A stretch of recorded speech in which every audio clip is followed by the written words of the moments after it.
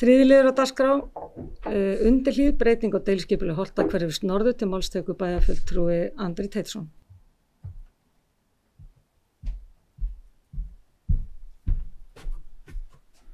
Forseti, ágætu bæjarfulltrúar. Þetta liður 6 í fundargerð skipulagsráðs dagsetri 9. apríl 2025. Tillaga breytingu á deiliskipulagi Holtahverfis norður vegna breytinga á undirhlíð og stígum í nágrenni við Hlíðarbraut var auglýst samkvæmt 1. málsgrein 41. greinar skipulagslaga mitt ár 2023. Það er að segja fyrir 2 árum. 6 athugasemdir bárust ásamt umsögn frá Minjastofnun Íslands.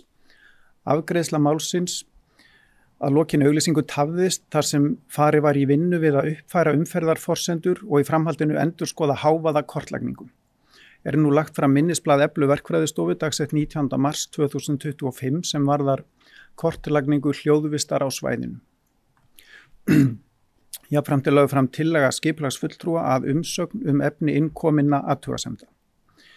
Í ljósi þess að meira en ár liðið frá því að athugasemdafrestur rann út, leggur skipulagsráð til að tillaga breytingu svæðisins verði auglýst að nýju samkvæmt 1. málsgrein 41. greinar skipulagslaga með þeim breytingum að gert verði ráð fyrir mótvægis aðgerðum í tengslum við hljóðvist sem framkoma í minnisblaði Eflu.